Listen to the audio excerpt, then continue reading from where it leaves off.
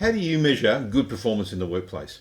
Today we'll explore how a bit of high school maths, and sorry to take you back there, but a bit of high school maths can go a long way in understanding and measuring workplace performance. Welcome back. Today we're discussing what good performance looks like in the workplace, and specifically what it looks like in your workplace. A bit of high school maths can help us understand this concept by looking at how we measure workplace skills for both quality and speed. Good performance in the workplace can be measured by looking at the consistency or the accuracy in the execution of a task. When we talk about consistency, we mean how often an employee or a team hits the mark in terms of quality and speed. Accuracy involves meeting the specific standards set by the company or the organisation. For instance, if the Standard Operating Procedure, or SOP, says each task should be completed in a certain way, good performance would mean that this standard is consistently met. You would say it would be met every time. So one way to measure this is by using the concept of distribution from high school maths. So this is those curves where we sort of say, what is the standard distribution? This is not particularly hard, and I'll take you through how to do it. So don't worry about going back to sort of PTSD days of high school maths. You'll be fine. Imagine you measure the output of a task like the number of pickles on a hamburger across multiple instances. If the performance is good, you should see a really tight distribution of results around the target number. For example, if the Standard Operating Procedure says that every burger should have exactly 4 pickles on it, then every hamburger should ideally have those 4 pickles on it. In a graphical sense, if we're looking here at this piece of paper, we measured 500 employees and their pickle count. And we can see that most employees put the 4 pickles on. But we did a count, so that might be 400 employees did that. We might find that there were some employees who put 5, and then some who put on 3, and some who put on 6, 1 or 2 put on 7. The same might be equal down here in that some person might have only put 1 on. So if we sort of draw that line that we're used to from our high school maths, we'll see curves like this. We often knew it as the bell curve. That is a really, really simple way that we sort of look at what does good look like. So let's use a hamburger franchise as an example. The Standard Operating Procedure states that every hamburger should have exactly 4 pickles on it. If you measure this across a number of burgers, ideally all the burgers should have those 4 pickles.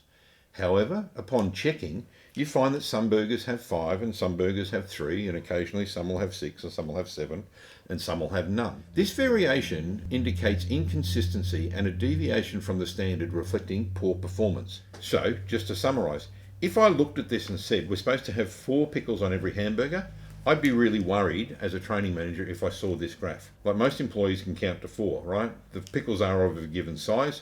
I would say that our standard distribution, or this distribution curve, I might be able to sort of tolerate a hamburger that's got 3 because there was a particularly big pickle, or a hamburger that had 5 because there were a couple of particularly small. But largely, I would expect that my standard distribution should look like that. If you're really, really tight and quality was incredibly important to you, you would say there should be no variance outside this. So you'd be after a really high peak with nothing on the outliers at all.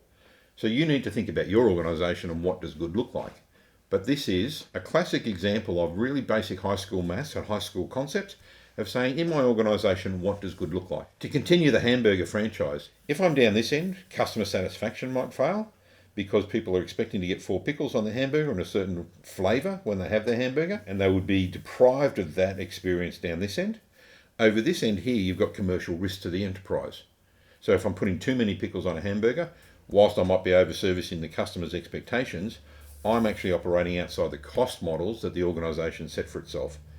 It was determined 4 is what we need. Our procurement says we always get pickles of a given size, so they're pretty standard. So there should really be no reason why we're deviating away from 4. So a tight distribution, i.e. this red curve, indicates that the team is performing consistently and adhering to the set standards.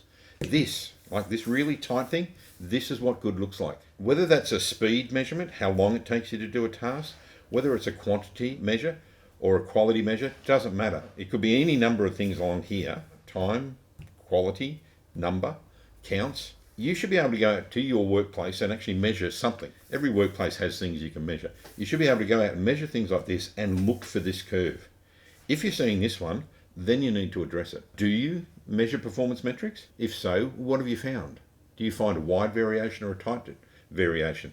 Setting this expectation and saying, look, we all should be around 4, 5 or 20 seconds for a task, or 2 hours for a task. then I'd really be interested in how you're measuring that and what you're sort of finding in your organisations. So please put that in the comments below. Thanks for tuning in. If you found this video helpful, don't forget to give us a thumbs up and subscribe for more content. And share this video with anyone in your organisation who you think might benefit from it.